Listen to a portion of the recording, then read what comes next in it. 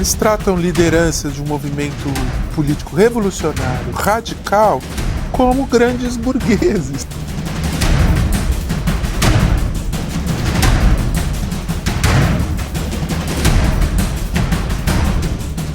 Ele faz o Che, ele não é o Che, mas é também. Então ele é super ambíguo nisso, né?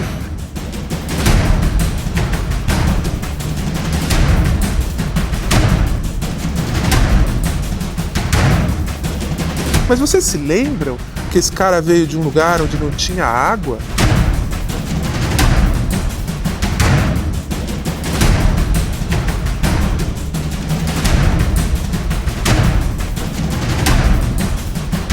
Você não consegue saber nada do verdadeiro Marighella ou pouco do verdadeiro Marighella. Você vê um Marighella possível.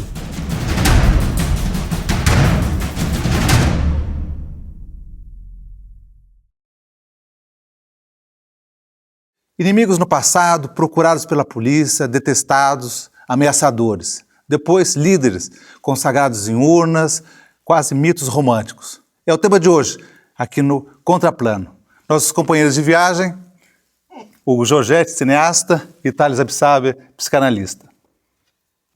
Olga, o filme de Jaime Monjardim, de 2004, fala da Olga Benário, que vem para o Brasil para fazer a Revolução e Cuidado Prestes.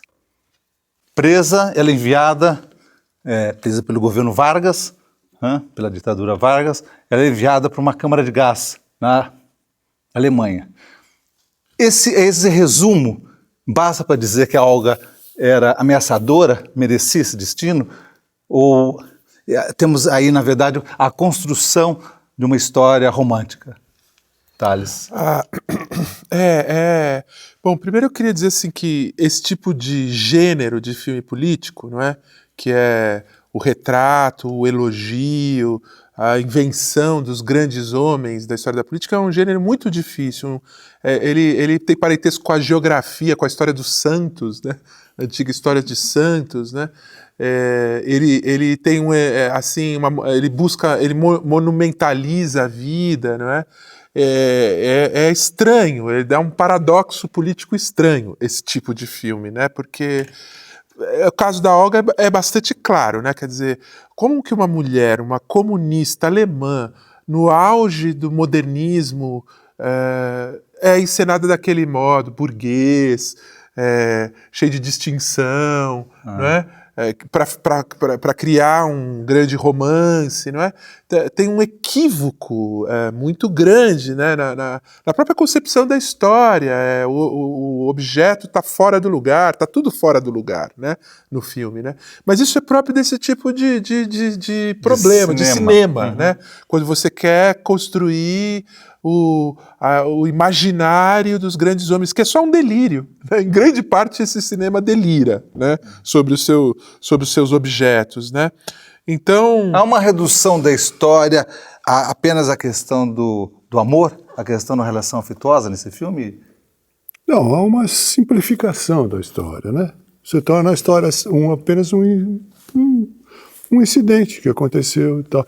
O que eu me pergunto é se alguns filmes, o Thales fez um diagnóstico muito correto desse tipo de filme, às vezes ele responde a uma má consciência de quem produz, que quer, ao abraçar o tema, recuperar a reputação que não tinha, provavelmente. Ou se aliar a essa reputação. Ou se aliar a determinadas figuras históricas que são frequentemente em contraposição ao que elas são, o papel que elas exerceram no país, entendeu? Eu acho esse filme uma coisa muito complicada de analisar, por isso eu vejo na gênese dele um problema. O que o Prestes tem a ver com essa produção, com as pessoas que produzem esse filme, com as pessoas que encenam esse filme? Realmente, para mim, é muito difícil. Porque o filme é um projeto de espetacularização, é claramente criar um discurso espetacular para grandes massas, kitsch, né? Que é também um outro tipo de projeto alucinado do cinema brasileiro, que é fazer o filme para o Oscar. Qual é o filme para o Oscar? Os caras, o que você vai ser quando crescer? Isso, filho? Eu vou fazer um filme para concorrer no Oscar. O Oscar, isso, que tem a ver com a Vera Cruz, a alucinação do que é que deveria ser a grande arte, né? E é isso, esse grau de espetacularização é contraditório com o seu próprio objeto. Claro, né? claro. Não diz respeito ao Prestes, à Olga, à radicalidade humana e moderna daquelas pessoas, porque as pessoas eram modernas. Claro. Esse discurso é kit. Kit de massa e espetacularizante, né? Então é um tipo de problema que esse tipo de filme porta, né? E eu gostaria que soubessem que ali eu cumpri 2 tarefas. Uma do partido e a outra do meu coração.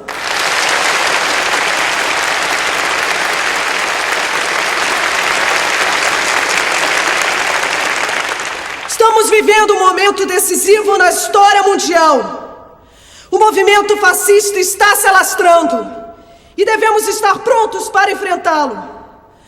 Quero fazer um treinamento militar e assim, e só assim, lutar pela vitória da revolução. O que eu acho é o seguinte, você pode tratar de figuras históricas, e isso é frequente na história do cinema, né? O que não é frequente é você deslocar essas pessoas para um contexto que que é completamente diferente do delas, e completamente oposto ao delas, né? Se você pensar no Luiz Carlos Prestes, ele era uma seta praticamente, como figura. Uhum. E a Olga provavelmente é a mesma coisa.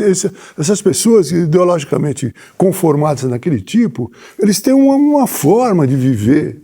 Não é aquilo que está no fim de nenhum. Não há danças no navio, não sei. Tem umas coisas inacreditáveis. Desculpe, tem umas coisas inacreditáveis nesse filme. Que, enfim, Eles tratam liderança de um movimento político revolucionário, radical, como grandes burgueses. É o que tem que ver com estética de grandes burgueses. Quer dizer, não tem um negócio, é uma grande ideia fora do lugar. Não, né? O filme é uma grande ideia. Você está acostumado à clandestinidade, ao subterrâneo, à aspereza da coluna Prestes, tudo isso aí. Como é que pode virar? Ao risco de vida eminente, com o qual eles lidam, que faz parte do. Né? Exatamente. Vira uma história de amor espetacular para passar na televisão. Exato, vira uma conformação romântica. Além do que, ela entra quando você destitui o caráter, vamos dizer, perigoso da ideia revolucionária. Nesse sentido, é um filme conservador, antipolítico. Ele é um filme antipolítico. A política dele é esterilizar a política. É quase um filme getulista. Não, e depois ele descreve uma intimidade que é impossível de descrever, porque ninguém sabe exatamente o que aconteceu. Então, como é que você supõe que o Prestes e Olga Bernardi agiam na intimidade daquele jeito? Com que direito você faz uma coisa dessa? Eu não consigo compreender esse filme. Não consigo. Também não. O sentido desse filme, né? Ninguém tem culpa de nada. Eu preciso de você. Deixa eu ir embora. Eu tento, mas eu não consigo. Eu não consigo lidar com essa alegria, com essa dor. Eu mal me reconheço quando estou com você.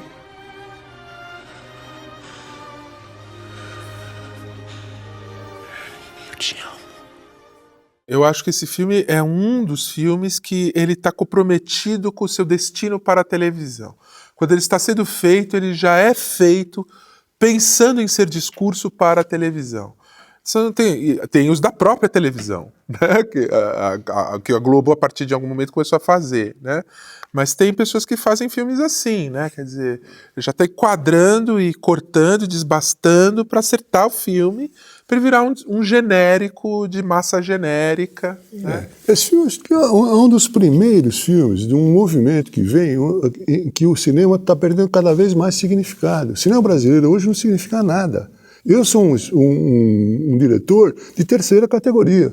Os diretores de televisão são os que falam com a massa, são os que são reconhecidos por uma imprensa e por uma crítica que cada vez mais vai atrás do número, se importa com o número, o sucesso que você faz em termos de quantidade. Isso é óbvio, isso é evidente. Por isso que os nossos filmes passam um mês no cinema e depois reaparecem na televisão. Só na televisão que seus filmes têm legitimidade. Né? Se você não faz uma coisa que tem um número determinado de espectadores e um pseudo-sucesso, você é um cineasta de segunda categoria, você é aqueles caras que ninguém vai ver o filme, não sei o quê, completamente relegado a um segundo plano, se não nocivo. Se não nocivo. Isso não é um problema deste filme, embora ele ocupe o espaço. Claro que não. Isso é um problema da cultura, né? O fato de que isso acontece com a música, acontece com as artes plásticas, acontece com quer dizer, onde estão as manifestações relevantes, elas não ocupam o centro da experiência pública. Elas são levadas para a periferia. Esses ocupam. Isso devido também a essa facilitação do discurso, né? Ou seja, você transforma uma história rica como a do Prestes e da Olga, um momento fantástico, né, que eles viveram, e do quais foram agentes e indutores, a uma questão de um relacionamento amoroso só. É um show, né? Você faz um show com aquilo ali. O show. O que não aconteceu também faz parte da história. De alguma forma, elas podem ajudar a mudar o mundo. Às custas de tantas prisões, de tantas mortes. Eu fui o responsável político do Levante. A culpa foi minha. Eu tinha certeza de que o exército apoiaria a revolução. Quando liderei a coluna, mesmo nos piores momentos de confronto com as tropas do governo, a nossa vontade de lutar prevalecia. Mas agora... Desde a Revolução Russa, aprendemos a pensar que o impossível é possível. Por que iríamos duvidar que a força da nossa convicção pudesse mudar esse país? Lutamos para isso. Estamos dispostos a dar nossas vidas pela Revolução. Porque ele não é um filme político, né? Ele é um filme de aventura.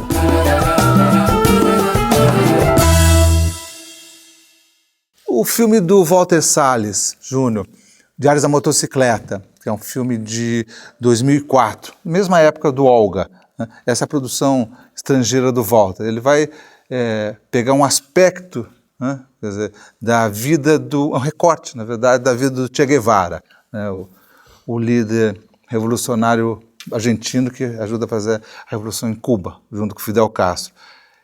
Ele navega por esse mesmo registro no instante que ele resolve pegar um momento da vida do Che, quase um momento de formação dele, a descoberta, digamos assim, das injustiças sociais? Ele navega no sentido de ser ele tem a mesma dificuldade de qualquer filme para falar desses heróis. Ele não escapa da geografia, ele não escapa disso, né?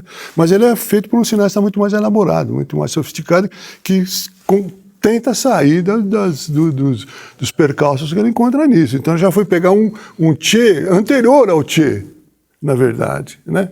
Um Che em formação. É muito mais inteligente, eu acho. Embora caminhe por uma vertente Você parecida. acha que, por exemplo, o famoso Che, aquela coisa revolucionária que está nas camisetas, isso aqui está no ideário, habita o romantismo de 9 entre 10 adolescentes da Latinoamérica até hoje, quer dizer, da Europa também, na França, né? Esse teor revolucionário permanece no filme do Walter? Não, eu acho que você falou a palavra-chave aí, no caso desse filme, adolescente, né? Eu acho que esse filme é um filme infanto-juvenil, né? É um filme claramente infanto-juvenil, né? E nesse sentido ele escapa do problema político, ele não é um filme político, né? Ele é um filme de aventura. E ele é o Che antes do Che chegar à política, né? Antes de se estabelecer o plano da Revolução Cubana e da Guerra Fria. Quer dizer, o que seria a personalidade desse herói, né? Que vai acabar levando ele à história que já se sabe, né? E aí ele é isso, é um road movie de dois adolescentes que saem pela América Latina, descobrindo a América Latina, né? Um pouco o espírito ali de interesse pela América Latina que existia, né? Que na verdade está sendo construído aí, né? Esse compromisso. Essa descoberta da América Latina, né? Como compromisso, né? O compromisso com a América Latina, né? É bem filmado. Mas assim, aí é um outro nível, quer dizer, também é um cinema de grande narrativa, de grande massa, mas ele já tenta se posicionar como um cinema internacional mesmo, né? Ele não é um filme brasileiro, exatamente. É um filme dirigido por um brasileiro, mas é um filme internacional. É um filme world. Já entra naquele standard, né? Isso, naquele isso. standard internacional. Um registro global. de cinema, É muito esperto, muito inteligente, né? Porque ele faz o Che, ele não é o Che, mas ele se usa, mas é também. Então ele é super ambíguo nisso, né? Es hora de partir. Vamos, ¿eh?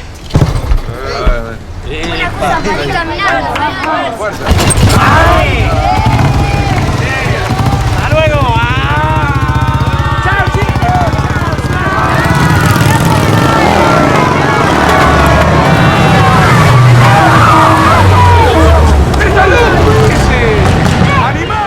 Esse tipo de recorte, vamos dizer, para você... Porque estamos falando de Che Guevara, né, que é um personagem importante na política e no imaginário político do último século, né, e atualmente ainda, pelo que ele representa. Mas esse tipo de recorte na história do personagem, esse recurso, eu não entendo, é uma saída para você não conseguir compreender a complexidade? É um recurso só dramático? É muito difícil dizer. É muito difícil dizer o que motiva, o que conduz isso. Eu realmente não sei. Não sei. Não, eu acho que é um recurso dramático. Eu apostaria mais na ideia que é um recurso dramático. Com isso, você simplifica, você reduz e você controla mais. Você controla mais. Esse filme é um filme muito controlado, é um filme muito frio, assim, nos pontos que ele dá, né? É um filme de aventura simples. É claro, então ele desloca, ele pega a aura do mito político Che Guevara e traz para esse adolescente investigando o mundo. Tudo é muito simples no filme, né? É uma moto, uma estrada, uma barraca, e aí ele mostra a sua nobreza e acabou. E você tenta procurar aquele Che Guevara posterior nesse garoto. Você, o espectador, incorpora naquele personagem, coisas que ele não tem. Fica com essa incumbência, né? Fica essa incumbência de procurar um pelo em ovo ali, não, né? Você completa o Che Guevara que falta. Não tem no filme, né? Mas o que não deixa de ser inteligente, não deixa de ser inteligente, Claro, porque você está carregando o filme de mais sentidos do que ele tem. Exatamente. Muito esperto isso, né? É uma tábua projetiva o filme. Né? Você fica né? Quer dizer, você acaba... Agora, ele filma a estrada muito bem. Assim, Ele acaba... Essa estrada ele filma excelentemente. Você assiste o filme vendo uma cena e pensando em outra história, né? Você vai, é como se você tá vendo nessa situação você vai compondo aqui, né? Tem um personagem invisível e um personagem que está no filme. ¿Ustedes dos? ¿Qué hacen aquí? Nada, estamos mirando. ¿Mirando qué, weón? Esto no es atracción turística. ¡Fuera! Oiga, ¿usted no se da cuenta que esta gente tiene sed? ¿Por qué no le da un poco de agua, carajo, Mi vida, llévatelo mejor, ¿no? Antes que llame seguridad para que te encierren, weón. ¿Por qué? ¿Por qué? Invasión de propiedad privada. Este es territorio de la Anaconda Mining Company. ¡Ya, andando!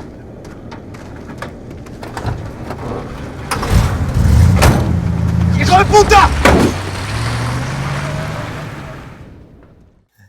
Thales, você falou que é um bom filme de aventura.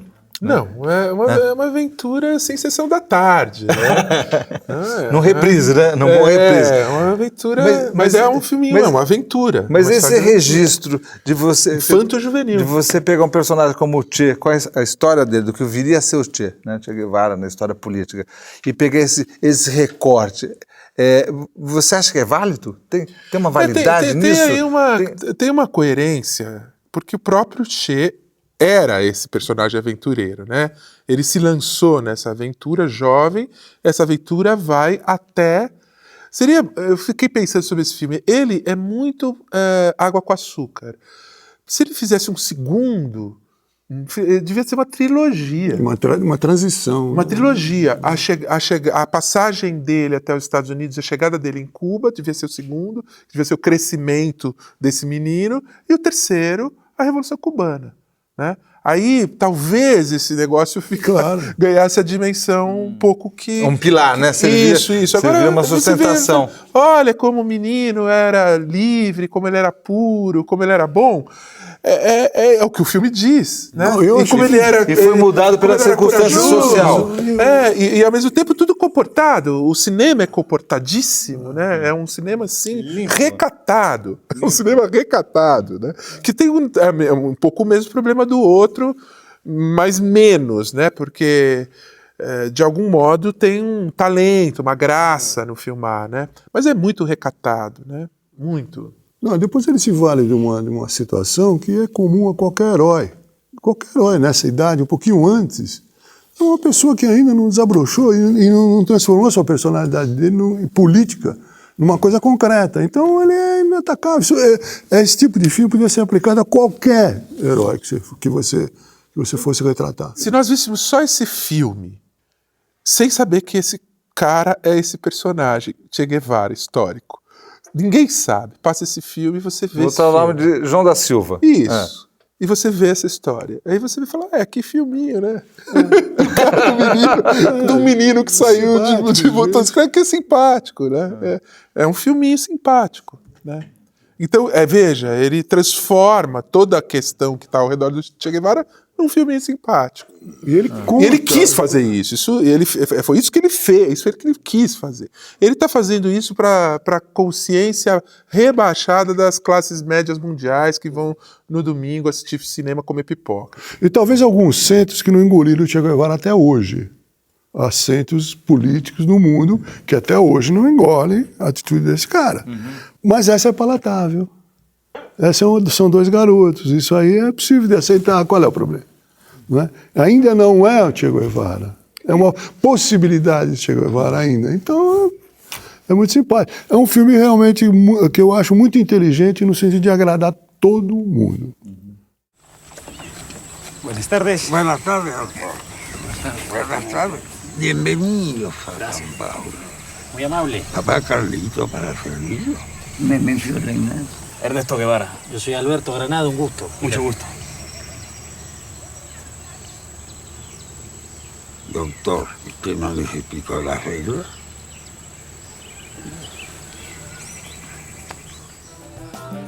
Esse filme está falando de um sujeito que está em plena atividade, controvertido, com parte da nação contra.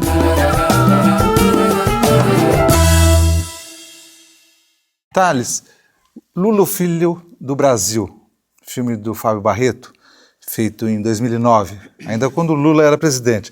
E ele já navega numa outra chave, digamos assim, porque ele pega um presidente de altíssima popularidade e faz um filme dentro de um momento de celebridade, ou seja, de amor entre o povo e esse político, certo?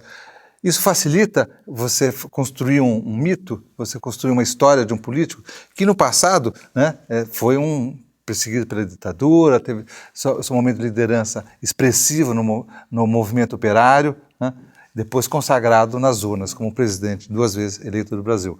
Mas um filme, nesse momento, é uma circunstância que leva a uma construção de um outro tipo de herói, diferente dos que nós falamos do caso do Che Guevara, já filmes feitos quando eles já tinham morrido.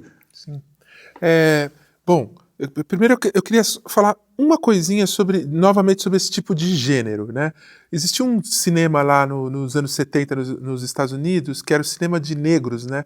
Que os caras chamavam de Black Exploitation, né? Que era um cinema B, Z, sobre a vida e gangsters negros e tal. Esse tipo de filme, ele é politic exploitation, né? Ele é um cinema de exploração da política, né? Ele não é um cinema político, né? Então, todos esses que nós estamos falando têm um caráter de politic exploitation, né? E agora, este filme, ele tem essa coisa meio corajosa, se a gente olhar de um certo lado, que é fazer dentro do governo de um determinado político uma posição claramente favorável ao político e usar o cinema ligado ao próprio projeto do político. Agora, dito isso, o que é o filme? Ele politiza ou ele despolitiza a história? Assim, o filme, ele tem... Eu acho esse filme um filme popular. Eu acho que ele é um filme popular. Ele está nesse gênero como, por exemplo, é o Tropa de Elite, né? É um filme que tenta falar com aspirações e articulações populares. Ele não é um filme intelectual, não tem nada que nós não saibamos no filme, não é?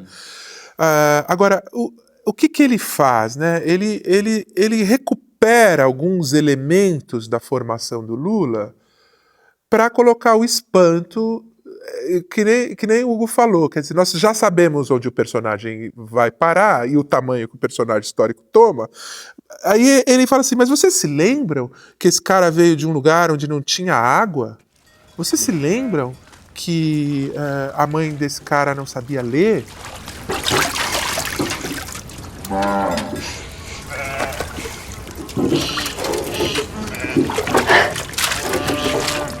Vamos lá.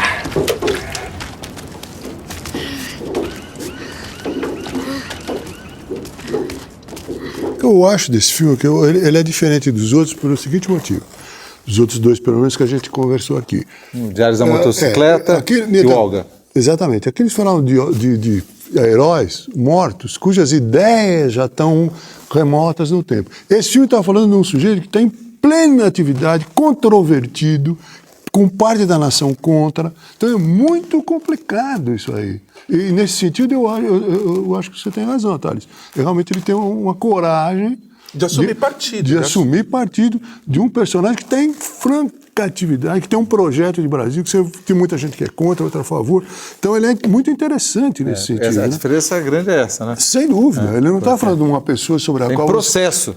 Todo mundo conhece. Você não pode... Não há desinformados a respeito do Lula. E que está em jogo. O jogo está jogando. Está em pleno jogo. O jogo está jogando, ele entra no jogo. E mais, não tem nenhuma simpatia por parte das grandes redações. Você não conta com uma simpatia, você conta com... Então o filme, ele, nesse sentido, ele é corajoso porque ele vai sozinho. Ele conta consigo mesmo, né? Agora, eu queria puxar um ponto pessoal que até a gente mencionou antes. Nesse filme ele tem uma tragédia embutida nele, que eu acho que, de alguma forma misteriosa, ela ajudou no fato do filme não ir bem. Que é a tragédia do diretor do filme, que sofre um acidente terrível no momento do lançamento. E que, por sua vez, faz parte da equipe que fez o filme, né? Filho do produtor. Eu acho esse acontecimento, a dimensão que ele adquiriu, a sombra que ele lançou sobre o filme, eu acho que foi muito grande. Pode parecer que não, mas... Inclusive na avaliação do filme, você acredita? Não, no entusiasmo. Um filme vale pelo entusiasmo das pessoas que o impulsionam, os produtores, ou enfim, as pessoas que ele serve. Ele deve ter causado, certamente, causou um tremendo desânimo geral, eu acho. Então, e o filme se ressentiu muito disso. Porque não é um coisa assim, sozinho, a coisa de novo assim, do seu duas povo, realidades, né? Dos seus homens, né? Dos homens que o sustentam na cultura. Esses homens não estavam lá, representados pelo diretor. E o filme ficou sozinho. Olha, a gente sempre faz o que dá pra fazer, mesmo quando é pouco. Tu sabe o que é pra fazer.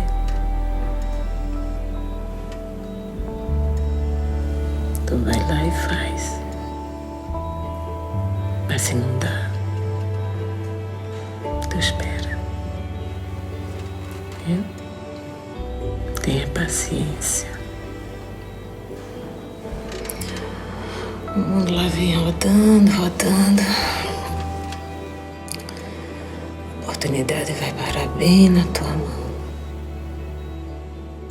Thales, a questão feminina ali, o papel da mãe é muito forte, né? Esse recurso no filme quer dizer, que acaba muitas vezes confundindo, muitas vezes você ouve que a impressão que se tem é que o personagem é resultado, cumpre uma trajetória, o seu destino, prestando contas àquela mãe.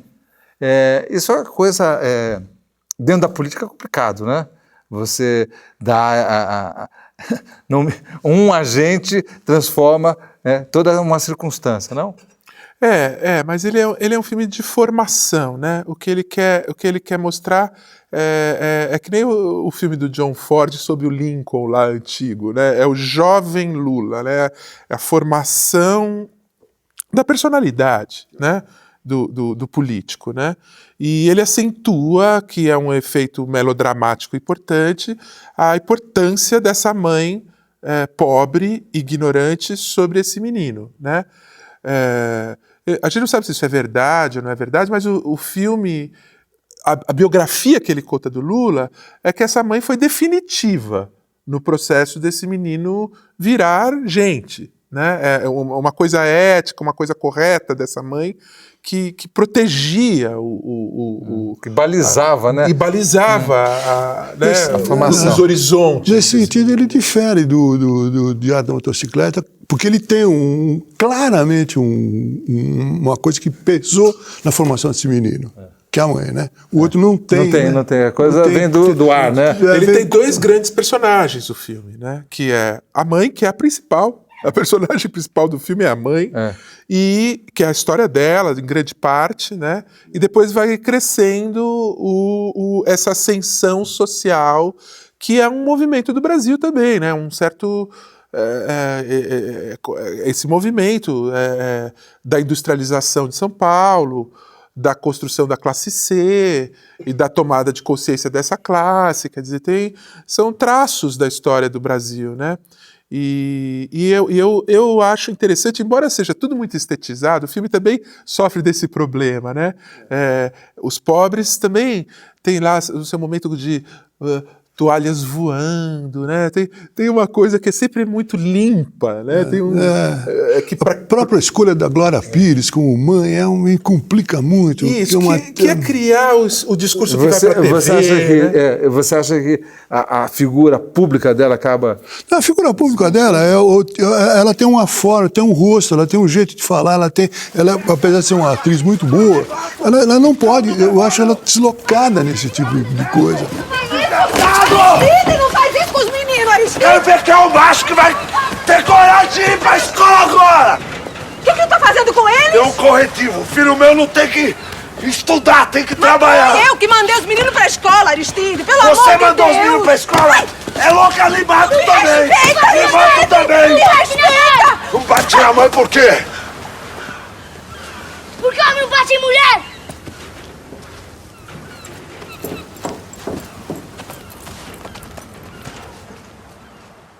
Agora, tem uma coisa que é realmente fascinante na história do Lula que o filme traz, né? Porque que ele a princípio, ele não queria ser sindicalista, né? Aquela coisa, quer dizer, em algum momento ele oscilou, né? Não era uma coisa óbvia isso daí, né? Isso aí não era uma escolha fácil, né? Que estava à mão, Agora, ele vai sendo atraído pelo irmão que era do Partido Comunista, né? E aí é uma brecha, porque o velho sindicalismo está caindo, é isso que o filme diz, né? Está caindo o sindicalismo ali que era uma espécie de tampão e precisa ser preenchido por uma energia social nova, né? E acontece que é o Lula que entra nesse momento, né? Esse filme foi lançado com uma grande expectativa de plateias, né, de público, né, esse lançamento. Tudo bem. O Hugo já disse que o acidente com o Fábio Barreto, diretor do filme, jogou... Né, isso é uma suposição muito pessoal, não sei se... Mas o filme, de outro lado, estatisticamente, em termos de número, não performou como se esperava. Né, foi uma plateia mediana do cinema brasileiro contemporâneo. Teria ideia por que isso aconteceu? Porque o Lula saiu do governo com 85% de popularidade. Não, mas eu acho que não tem. O filme não tem um elemento dramático suficiente para você galvanizar uma plateia. Não tem. Ele é o contrário. Ele vai em episódios mais ou menos conhecidos, mais ou menos já conhecidos de outros filmes, inclusive. Não há nada. O que há que se esperava é que a curiosidade sobre o Lula, o eleitorado dele fosse como uma adesão ao Lula, quase como ver o filme como uma solidariedade ao Lula. Pois isso é arriscado, é muito arriscado. É um filme popular. Não pode se esperar. Eu acho isso, que a desmobilização por causa da doença do diretor É uma coisa forte para comprometer os esforços das de forças divulgação, sociais, né? que estão ao redor do desejo de um filme, vamos dizer assim, não é? E eu acho que eles apostaram demais que essa adesão política ao Lula levaria ao fascínio pelo personagem, filme, o que não se mostrou real, no fim das contas, foi menor, o que eu acho saudável. É saudável, quer dizer, as pessoas votam no Lula por motivos qualquer, não estão aí para ficar sonhando o santo Lula, né? Tem uma posição mais crítica que o próprio diretor, né? A própria história do filme, né? Eu acho que esse filme... O levam lá, né? É um filme, inclusive, para a televisão. Ele deve encontrar o caminho... Ele já encontrou o caminho dele exibido na televisão, claro.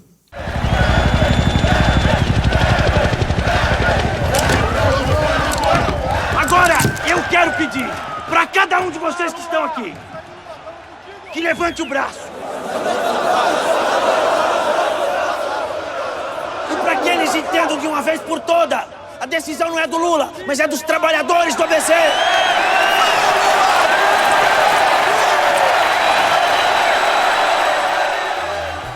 A direita faz estátuas e ocupa a cidade, e a esquerda faz filmes.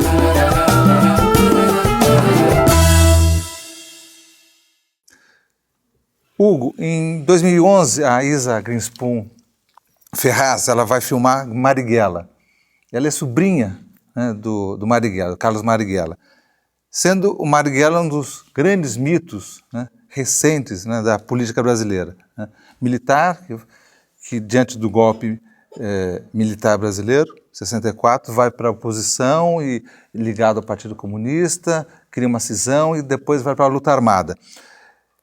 Nesse sentido, é mais fácil... A Isa faz um filme sobre um personagem que já está sacramentado, morto, enterrado, certo? E já existe um mito. E ela parte para a ideia de contar a história do tio dela do ponto de vista pessoal. Né? Eu era pequena e vi aquele cidadão. Isso é uma maneira, vamos dizer, de abordar a política que torna o personagem mais humano? É um recurso ou isso daí acaba, vamos dizer, despolitizando a construção de um herói, de um personagem como Marighella? Em princípio, não é impossível dizer isso. Você tem que ver o filme. Eu acho, de qualquer maneira, instigante.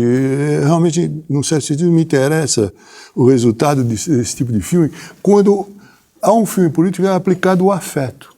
Eu acho fora dos padrões. De repente você coloca o seu afeto pessoal dentro do filme que você vai fazer. O resultado é discutível. Mas é uma maneira, sim, claro. A política, ela se dá também nessa vertente, né? Não é possível você ter só testemunhos de acadêmicos, de historiadores, de estudiosos e tal. É válido você ter testemunhos de gente que tinha uma afeição, que tinha uma ligação pessoal e forte com a pessoa que você vai retratar. Agora, em princípio, não quer dizer nada. Você não pode dizer que um filme vai fracassar nas suas intenções ou ser bem-sucedido nas suas intenções por causa disso. Acho que dificilmente. Vendo o filme Marighella, Thales, você tem esse recurso da diretora, ele não tem uma coisa de tentar aproximar, vamos dizer, de você se aliar a uma celebridade? Ou seja, uma história, tipo, meninos ouvir, né? Ela quer contar a história a partir do vínculo dela, que no caso era uma criança, né, sobrinha, por onde o Marighella passava por vezes na casa, a mulher do Marighella, a Clara, não era casada, era casada com o Marighella e era irmã da mãe dela, né? Então, por vezes o Marighella estava à casa dela, irmã da minha mãe. Tempo, e ela quer pegar recuperar esse olhar da criança. Tio Carlos era carinhoso, brincalhão, escrevia poemas pra gente e contava histórias sobre lugares distantes. Eu nunca tinha associado o rosto dele ao das fotos dos jornais, das revistas e dos cartazes de procura-se espalhados pela cidade toda. Carlos Marighella era o inimigo número 1 da ditadura militar. Esse filme tem uma coisa engraçada, né? Que ele bota em algum momento, ele quase assume, até num sentido meio pop, até meio superficial nesse sentido, a coisa da geografia. Ele bota a estátua do São Jorge, né? Aí ela explode a estátua do São Jorge, um símbolo bastante simples de ser lido, né? E depois, no fim do filme, a estátua de São Jorge se recompõe, né? Então, é a estátua... São os problemas desse tipo de cinema. Claro. Esse tipo de cinema busca fazer uma estatuária, né, que a gente brincou ali fora, né? A direita faz estátuas e ocupa a cidade, e a esquerda faz filmes para fazer estátuas cinematográficas dos seus heróis, né? Então, esse filme quase assume inconscientemente o problema que esse cinema tem, né? Que é fazer histórias de santos como monumentos, né? Da vida de pessoas muito complexas e ricas, né? Agora, tem um aspecto do filme que eu acho muito legal, né? Que ele vai montando em paralelo os depoimentos das pessoas que conheceram o Marighella, primeiro das mais antigas, que eram ligadas ao Partido Comunista antes de 45, todo o processo... Lá na Bahia, né? Isso, e vão vindo os participantes da história, e depois, e paralelamente ela vai montando com imagens que evocam a época e tal. Às vezes esse negócio funciona melhor, as imagens, o trabalho de arquivo é muito bonito, mas às vezes fica muito ilustrativo, né? Mas quando o filme vai chegando na construção da guerrilha,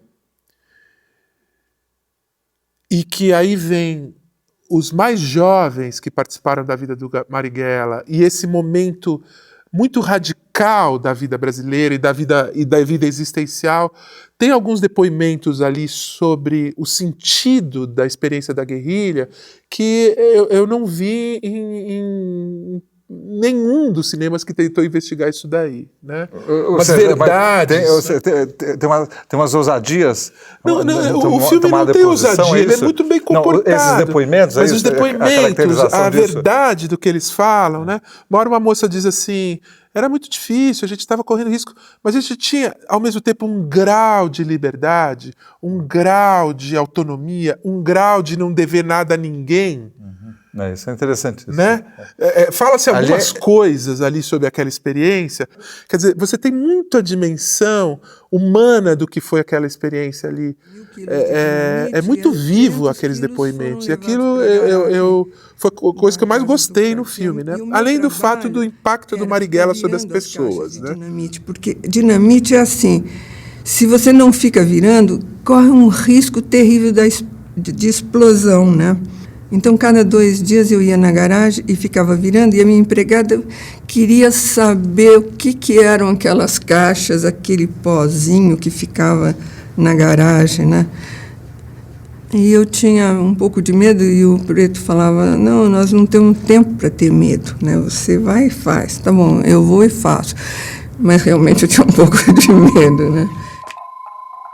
Hugo, você vivenciou essa época, né? Você estava em atividade já nessa época.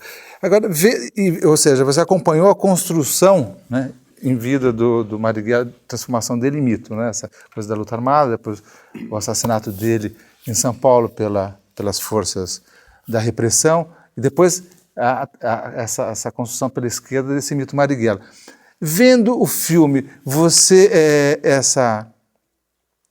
qual que é tem alguma novidade para você? Tem algo que te traz uma surpresa? Não, tem esse tipo de pequenas coisas que o Thales citou, esses pontuais momentos, sem dúvida nenhuma. Agora, o problema é que todo o período é um mito. Todo o período foi completamente trabalhado no sentido de ser um momento mitológico, quase. É difícil. Por paradoxal que pareça, nós estamos muito próximos ainda daquilo. Nós estamos ainda muito perto, né? Sem dúvida. Tem aquela famosa historinha do Chou En-lai, que o antigo ministro do Mao Tse-tung, que perguntaram para ele o que achava da Revolução Francesa, e ele disse, olha, ainda é muito cedo para... Isso lá por volta de 65, por aí. Eu acho que esses filmes estão todos envolvidos em uma série de coisas que são muito presentes ainda da época. Todas essas figuras, elas emergem... Tem muita gente viva aí circulando, né? Muita Fazendo gente política. com as suas versões, com as suas opiniões. Não há desse tipo de filme. Você não consegue saber nada do verdadeiro Marighella ou pouco do verdadeiro Marighella. Você vê um Marighella possível. Isso é muito bonito. Mas eu acho que para você ter alguma ideia do que ele foi mesmo, vai demorar ainda muito tempo. Vai demorar ainda muito tempo, para esfriar. Ainda a gente está sob o impacto quase emocional daqueles tempos. Essa foto foi importantíssima, porque mostrou quando eles deram o tiro, né, que ele levanta e começa a gritar, né, abaixo a ditadura militar fascista. Aí ficou preso mais um tempo, não davam habeas corpus, até que o Sobral Pinto, que foi aquele grande advogado, né, acabou conseguindo o habeas corpus para ele. Mas ele mal se recuperou, ele resolveu entrar em ação de novo, né? E todo mundo, Marighella, não faça isso, eles vão te pegar de novo, né? Mas não tinha jeito. Uma coisa interessante nesses filmes, principalmente no caso do Marighella, por exemplo, são filmes de personagens para os quais a nação deve alguma coisa. E isso é complicado, né? Você tem uma dívida com um cara que foi assassinado brutalmente, com posturas humanas, que você apoia, com intenções muito boas. Enfim, um personagem que foi massacrado, no certo sentido, pela nação. Então, quando você recompõe, você está pagando uma dívida a ele. Isso tisna, de alguma maneira, o entendimento, eu acho. Sim. Por mais que seja justo, e é justo. Sim, é verdade, tem uma distorção dessa coisa complexa. Exatamente, né, exatamente. Inclusive porque a nação deve a eles, mas há uma parte da nação que acha que eles são inimigos da nação. Claro. Ele está nesse imbróglio, né?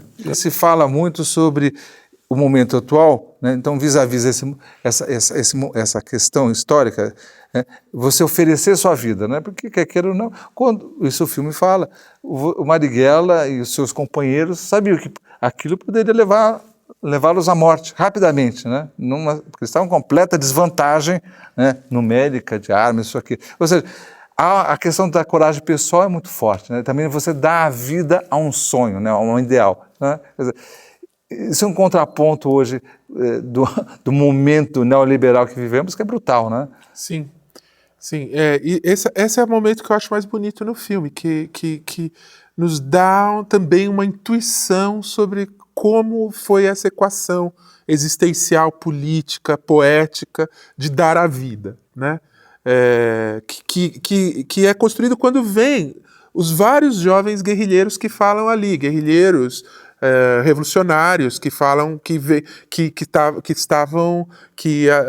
entraram no projeto de resistência armada do Marighella, né? E tem uma coisa curiosa, porque o Marighella tem um depoimento que diz de um dos companheiros do PCB que diz que o Marighella tinha um diagnóstico como pensador ali do contexto do golpe de 64, completamente diferente do restante da esquerda. Ele falava, nós vamos nos ferrar, nós vamos perder tudo. E todo mundo achando que o Jango ia conseguir estabelecer ali os seus planos de reforma de base e tal. O Marighella já sabia que ele disse que ele tinha pego no ar contradições, falas, reações, e ele sabia que ia ter o golpe. O que a esquerda... ele era militar, né? Então tinha isso. O que a esquerda recusa. Provavelmente ele devia ter informação. Também, ele era informações de colegas do quartel. Exatamente. Né? Informação de dentro, os contatos que o PC sempre teve por dentro do Exército. Então ele tinha informação. Ele sabe, quando o famoso comício da central do Jango, que fica muito animada a esquerda nacional com as afirmações de reformas do Jango, quando eles chegam na sede do partido, os meninos de São Paulo, o Marighella diz: nós vamos perder tudo. Vamos embora, se escondam, porque nós vamos perder tudo. Batata. Né? Então, ele tinha uma... Foi a noite dos cristais, né? Exatamente. Então, veja, um cara com uma visão tão realista sabia o que estava acontecendo claramente. Naquele momento ele sabia claramente o que os outros não sabiam. Esse é o cara que se engaja na luta armada. É um gesto heróico, seja o que Deus quiser, né? Ele parte para tudo ou nada. Provavelmente isso era uma avaliação. Ou eles conquistavam de volta agora, pela guerrilha, o processo para a esquerda, ou perdia para sempre. Provavelmente era uma avaliação assim. Não tinha o que fazer. Se deixasse o processo não teria mais uma possibilidade para a esquerda, né? Me parece isso, né? Eu acho meio perigoso a gente... Mas isso são as coisas que o filme levou a pensar, né? Sem dúvida. O que eu acho interessante, que vendo o filme, ele me fez pensar isso.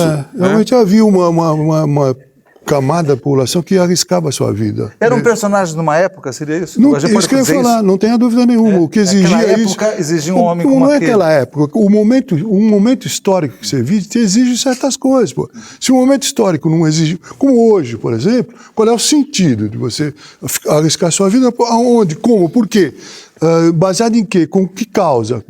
Entendeu? Muita gente, eu acho, hoje, dessa geração aí, arriscaria a sua vida se o momento histórico exigisse isso. Aquele momento claramente, isso era uma imposição da época, do momento, da história.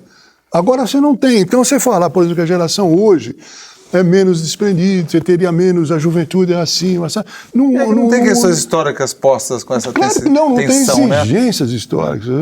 Você pegar um francês de hoje, com um francês que vivia no tempo da resistência francesa, Segunda Guerra Mundial, com a Alemanha ocupando, é injusto você falar que o de hoje é não sei o quê. Você não vai dar vida para defender uma árvore que vai ser derrubada, claro. Né, que é o que está se colocando. Eu acho que o Marighella teria uma repetição hoje, atitudes heróicas desse tipo, se o momento exigisse isso, se a história exigisse, te compelisse a isso. Eu queria agradecer ao Hugo Giorgetti, ao Thales Absaber pela participação no programa, muito obrigado. E você pode nos acompanhar pelo nosso site, nesse endereço aqui embaixo. Até o próximo Contraplano, com outros temas candentes do cinema brasileiro e latino-americano. Até lá.